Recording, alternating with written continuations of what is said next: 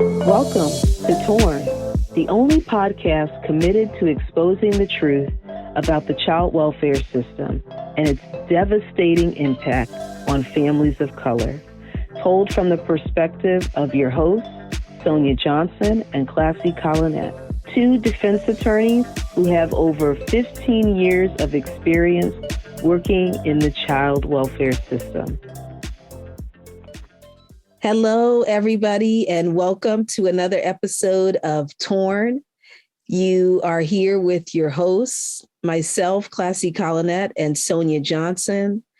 By way of background, I'm just going to introduce myself. I am Classie. I am a Black mother. I am also an attorney, a wife, as well as a strategic diversity, equity, and inclusion leader. I am also a social justice warrior, and I am committed to assisting families in the child welfare system. And I'm also a public speaker who talks often about race, racism, cultural competency, as well as equity and justice. And now I'm going to turn it over to my co-host, Sonia Johnson. Why don't you tell everybody who you are? Hi, I'm Sonia Johnson, and I am also a Black mother, a lawyer, a social justice activist, and a public defender working every day to keep families together. So today, Sonia, we have the pleasure of talking again, as we always do, about the child welfare system. Today, we're going to be talking about and asking the question, does child welfare have a race problem? Does the child welfare system have a race problem? Sonia, I'm going to let you start us off with that question. What do you think? Does the child welfare system have a race problem? The answer to the question is yes. The current child welfare system has a problem with racism. And yes, on this podcast, we are going to give it to you straight with no chaser. This system is racist. Black children are more often removed from their families, remain in state custody for longer periods of time, and have poorer outcomes than their white counterparts. And in New Jersey, last year on December 19th, 2021, NewJersey.com published an article entitled Racism in New Jersey's Child Protection System that acknowledged that leaders recognize that far too many Black families have their children taken away by the state. The article notes that although Black children only make up 13% of the population in our state, they make up about 42% of the children taken from their families. That is an astonishing admission. It is. The disproportionality you cannot argue with. What are your thoughts as to the question, does the child welfare system have a race problem, Classie? Of course it does, Sonia. Like you said, we have seen this time and time again in our own practice. And throughout the many years that we've been doing these cases, we see the same issues pop up. And some of those same issues include the fact that this phenomenon with regard to this race issue is not necessarily confined to the state of New Jersey. It appears to be nationwide. And you and I have both been to national conferences where this issue has been spoken about, and we've met individuals from various states who have talked about the fact that racism appears to be a problem in the child welfare system. We know also that Dorothy Roberts talked about in her book, Shattered Bonds, which was published in 2001. And in that book, she indicated that at that time, 95% of the children in foster care in Chicago were Black. And that, of course, is an absolutely astounding statistic. But I think it also highlights what we see in our day-to-day work. And what that is Black mothers being forced to deal with separation of their children and have their children placed in foster care at higher rates. I have also seen Black mothers have to deal with issues related to not having family members approved as potential placements because those family members may have their own history with the child welfare system.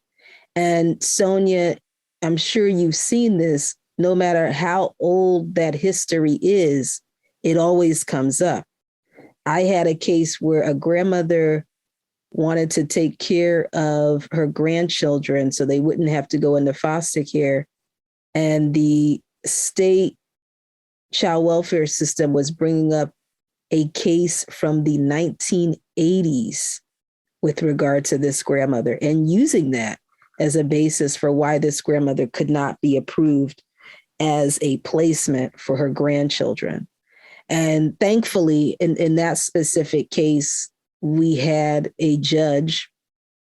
It is important to highlight that that judge had the confidence and the courage to overrule the child welfare agency and say, no, these kids are going with that Black grandmother because this Black grandmother has no felony convictions.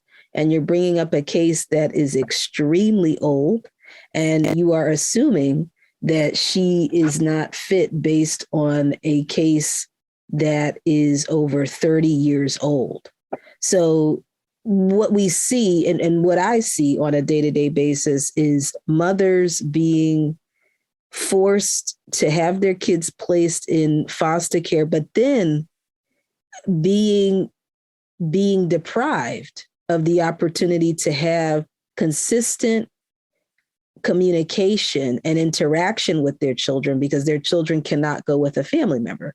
And Sonia, we know what that means, right? When a kid goes with a family member, what does that look like? Even if technically the kid is in foster care, how does that make things easier for a parent if their child is with a family member?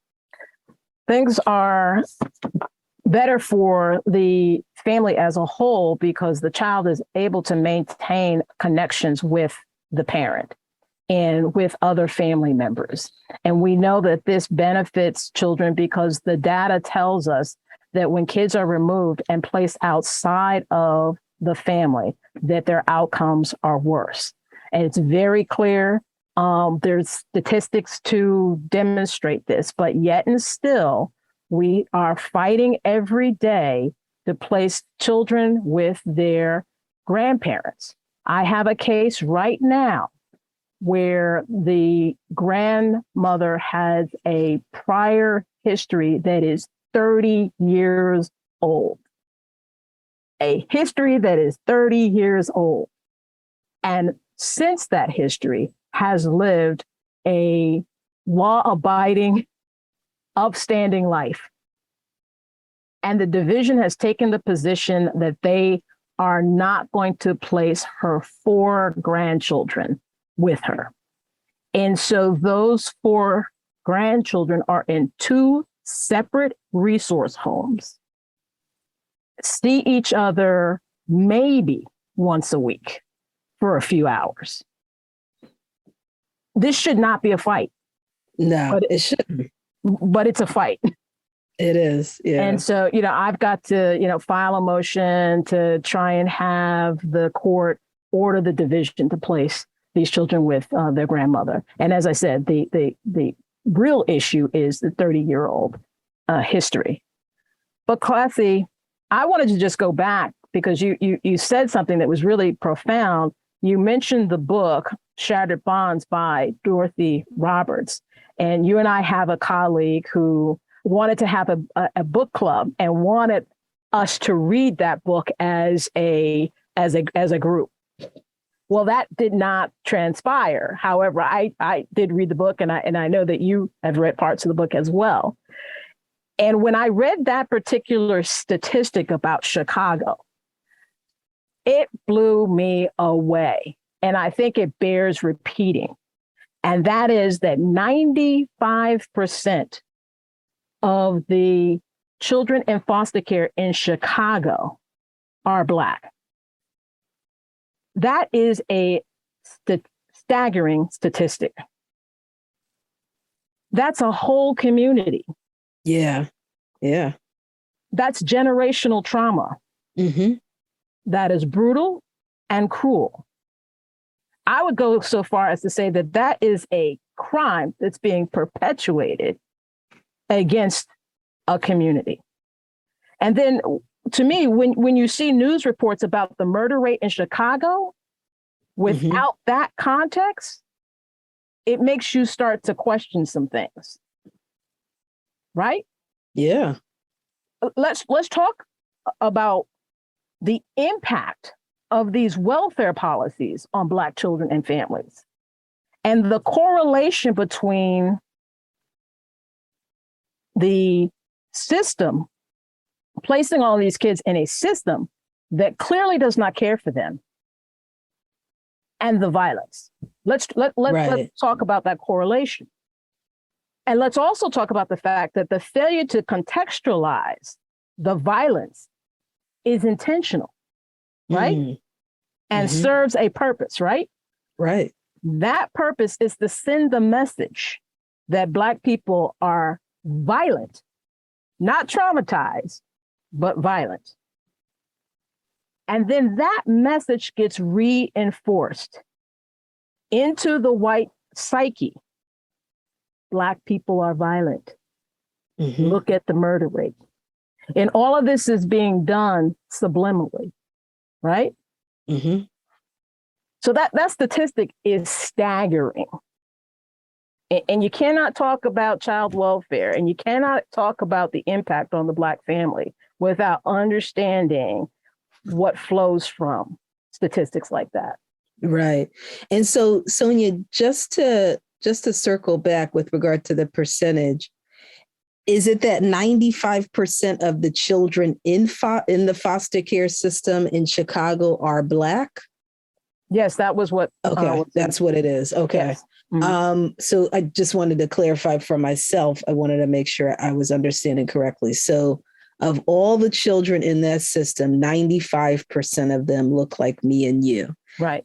And like you said, Sonia, that actually raises the issue. Like you said, folks are this label that Black people are being violent in general, but particularly in a city like Chicago. And as someone like myself, I've never lived in Chicago, but I can tell you that I've read stories and, of course, seen news reports about the violence in Chicago. And so that raises the question, is what we see part of, right? I'm not going to say completely, I'm not going to say that the foster care system is completely to blame for the violence, but is that a symptom of what we see with respect to the violence, right, in Chicago? And I certainly think that it is part of the problem.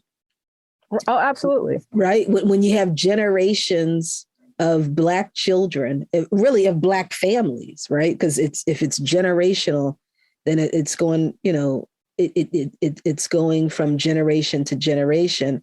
And so that impacts a wide group or a large group of people. And so the question is what we see a reaction to all of that trauma, like you indicated? Is part of what we see a reaction to that trauma, as opposed to, right, if the stories we had read in the past had given us that context, that of all the children in the foster care system, and I know this is as of 2001 with respect to what Dr. Dorothy Roberts had indicated in her book, and I'm wondering if perhaps the numbers have become even worse since that point, but we will go with the statistic that she provided. At that time, 95% of those children in foster care were Black.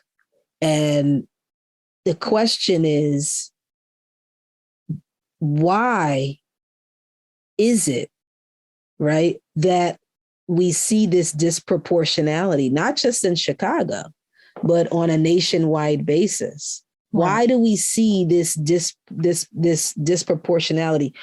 Particularly, what are some of the causes of this disproportionality? And of course,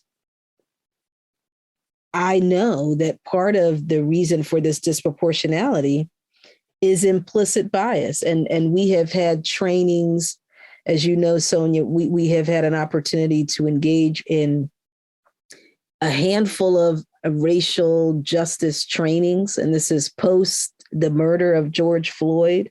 We saw an influx of trainings with respect to racial justice and racial equity. And what we know about implicit bias is something that all of us have. And it's basically what we use to put folks in categories. So for instance, when someone sees me in a store, they see a Black woman and perhaps they assume based on the way that I'm dressed that I am a middle-class Black woman. And if they happen to know what I do for a living, then they probably will assume that I am middle class since I am a lawyer. So there are a lot of stereotypes, of course, that are associated with being a lawyer and associated with being a Black woman. So folks will automatically put me in certain boxes. So they'll say, okay, she's a Black woman, she's a lawyer. They might even assume that I have perhaps a little bit more resources than the average person because I am a lawyer. And they may make other assumptions, such as what type of house I live in, and perhaps even what kind of car I drive in. So implicit bias is what each and every one of us use to give order to the world that we live in. Now, what's the problem? Go ahead. Can I just interject for just a second? Yeah. Go ahead. Because the implicit bias shows up also, that when you are brown or Black and you walk into certain spaces and places, particularly spaces and places that as a middle class person that other people don't think you belong in. Right. So you walk in that store where the price tag is a little inflated, but you're treating yourself. Right. And then all of a sudden you become a security threat. Mm-hmm. And you're being closely followed in the store. Mm-hmm. Mm-hmm. Implicit bias shows up when you're engaged in perhaps a heated discussion and someone thinks, oh, violence is about to break out, mm-hmm. Because you look a certain way. Right. Right. That's how implicit bias has shown up in my life. Right. So I'm sorry. I just wanted to just float that in there. Yeah, no. I appreciate that. And that is something that does cross my mind when I walk in stores, that folks are going to look at me a little bit more closely because I am a Black woman. And so they may be inclined, and it has happened to me, they may be inclined to follow me throughout the store because they believe that I'm going to steal something because I am a Black woman. And I know for some people, it may be hard to wrap your head around that, but that is the life that I live as a Black woman. And it is a life that, unfortunately, I'm going to have to explain to my children when they get to the age where I can explain that to them. And so, Sonia, that brings me to our cases. And implicit bias in many ways affects our cases. We also hear the word unconscious bias. Is in your mind, Classie, is there a difference between implicit and unconscious bias? For me, there isn't a difference, but what about you? What are your thoughts there?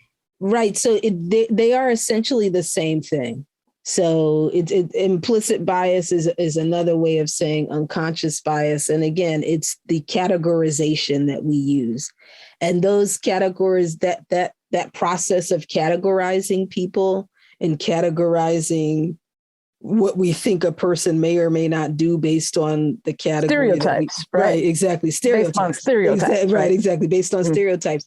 So sometimes those stereotypes can benefit people, right? So we know for our Asian brothers and sisters, many times they will benefit from the stereotype that they are all smart. And sometimes they will have to face consequences based on another stereotype, right? Associated, like we saw with respect to the pandemic, the Asian community being blamed for the outbreak of COVID-19. So we see this when we talk about stereotypes. They can sometimes have a positive, or I guess they can potentially help someone, but many times they can actually really hurt people because they essentially make assumptions based on what someone looks like. And so in our cases, right, those stereotypes show up on a day-to-day basis. We know that when we are dealing with particularly a Black mother and especially a Black father, the child welfare agency often does not believe that they are capable of doing certain things. So they will make, go ahead. I'm sorry. I got a story for you that illustrates this. Yes. Please do. I had a case. Let's just call my client Jim. Okay. Jim had a very brief sexual relationship with a woman that he met online. And the woman had a baby. The woman, in addition to that baby, had about 2 other children. The state got involved and removed the baby and the woman's 2 other children. Jim didn't really have a steady relationship with the woman. And so the woman was kind of playing games with him, said that he had a baby, but wouldn't let him see the baby, wouldn't tell him the baby's name. When she finally told him the baby's name, she told him that the baby's name was, let's just say, Sarah, and that wasn't the baby's name, and gave Jim, told Jim that the baby's name was Sarah Smith. That wasn't the baby's name. Jim started, went on with his life, met another woman, and unfortunately, this other woman, her children were involved with the state. And the other woman had a picture of her children who were also in state custody. And Jim was looking at this picture and saw a little girl in the photograph. And he said, I wonder if that's my daughter. Jim reached out to Protective Services and said, I think my daughter may be in state custody. I want to parent my daughter. I'm willing to come forward and do whatever to get my daughter back. Mm-hmm. And that's when I met Jim. Right. I remember that. Jim called me, some clients, you have to chase them down, but Jim, he called me before the case was officially assigned to me. And we sat down, and he was committed to getting his daughter out of state custody and raising his daughter. Well, Jim was a Black man. And when I tell you, Classie, that the level of suspicion when this Black father stood before the court and said, I want to parent his child. When you talk about implicit bias, because it was just like they could not put their finger on any particular thing. He didn't suffer from any mental illness. He didn't suffer from substance abuse. He just kind of came out of the woodwork. And so the question became, well, who is this guy? Mm-hmm. How do we know he can parent? Where has he been all this time? And so Jim had to fight to get his daughter back. And it was the implicit bias in the system that really was at play. And the underlying was, well, we don't know him. We don't know if he can parent. He grew up in this neighborhood. And though nobody said, oh, he must be a criminal or a bad person, that was the undertone.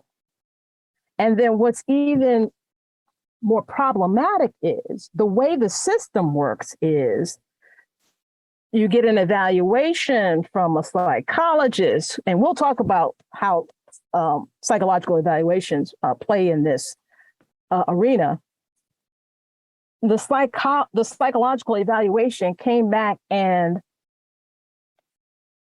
over pathologized issues that Jim was having in his life. So, and then the case became about all of these misdiagnoses, and we had to fight through that. So, this was a Black man that, worked every day, had his own place, had a support system, had a sister and a mother, had no other children, and was trying to get his daughter out of the system. That case, I can say we successfully reunified Jim with his daughter. I was about to say, don't be humble on that one, Sonia, because Sonia and I just want to give you the kudos and the congratulations that you deserve, because for those who are listening who do this work on a day-to-day basis, you know how difficult it can be for defense to win a termination of parental rights trial. I've never done it, and Sonia did it. And I remember I was like, what? How did you do that? But it's because Sonia is just such a fierce advocate. And Sonia, you literally comb through every piece of paper associated with that case, every document that you received in discovery. I know you read and you actually understood. So kudos to you. But go ahead, keep telling the folks what ended up happening. Well, really, what turned that case around was the fact that we were able to expose some things that were going on in the resource home, the foster home. Yeah. I remember that. Yes. And I had the receipts on what was going on in that foster home. Not just speculation, not just I think, but I had the receipts on that. And when we were able to expose what was going on in that foster home, then all of a sudden it was just like, well, the state's case for termination of my client's rights fell apart. But so even after we prevailed on the TPR, the termination of parental rights case, it was almost a year of still fighting to get my client reunified with his daughter. And I mean, that's just astounding. That is astounding. And Sonia, just out of curiosity, at what point, if you can recall, did your client start to have unsupervised visits with his daughter? Once the TPR fell apart, was it that he had to wait another year to be unsupervised with her as well? When did that happen? That was a process. Again, this was not a man that had any kind of substance abuse issues, no mental health issues, hadn't known the child, so there was no safety concern. But because the state had worked this case to the point to kind of raise these lurking questions about who he was, their concerns about, as I said, that implicit bias. I think it was probably maybe 4 to 6 months after we turned the case around, because They wanted him to have supervised visits with her to make sure that, he knew how to interact with her. It's based upon what? Right. And Sonia, if you didn't have receipts about what was happening in that foster home, do you think you would have had the same outcome in that termination case, that termination parental rights case? No, not I really don't. As much as I like to pat myself on the back, no, that turned the entire case around, because that stopped the TPR train. Because you and I both know that once the state gets on the TPR train, it is a fast-moving locomotive that is very hard to prevail over. And in fact, I think when I started doing this work, I heard something like, the state wins about 95% of those cases, right? Right. So, Sonia, thank you so much for sharing that real life situation that your client Jim faced and overcame with your help. He essentially was undoubtedly going to have his rights terminated, but for your diligent advocacy and your ability to find out what was happening in that foster home, that turned that whole case around. And let's talk a little bit about the optics in the courtroom. Can you tell us in general what the optics in the courtrooms that we are in on a day-to-day basis, what do those optics look like?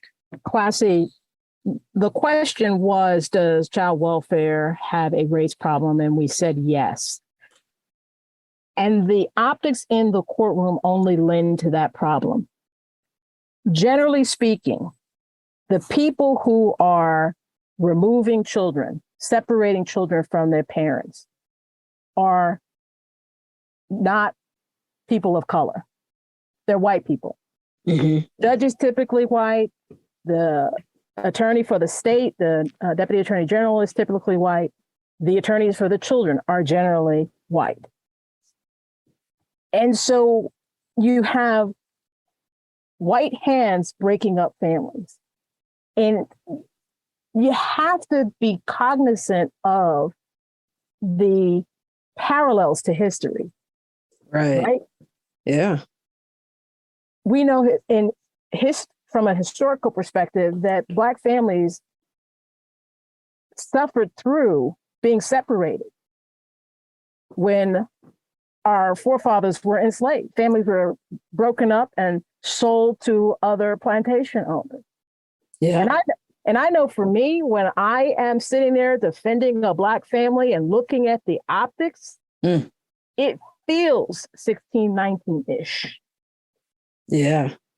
And I don't ever get the sense that any of the people on the other side of the verses can make that parallel, can understand the historical context of what is happening. Right. And you and I both know that when children are removed from their parents, that does something to a parent. And we know that we don't talk about the trauma of the removal to the parent. That is completely ignored in our context. So the optics only make things worse. Mm-hmm. And we need our allies to be cognizant of that, to think about that. Right. Yeah, no, definitely. And because of those optics, coupled with the disproportionality, that's why we have to be very careful as all stakeholders involved before we recommend or even support separation of a family. And Sonia, that brings me to the end of this episode. And I want to thank all of our listeners for tuning in and listening to us here on the Torn podcast. If you have any questions or you're interested in potentially being a guest on our podcast, please email us at tornwithc&s@gmail.com. Again, that's torn, WITH, the letter C, and then the word AND, the letter S, @gmail.com. And please be sure to connect with us on social media. And until next time, thank you, and we look forward to you joining us again.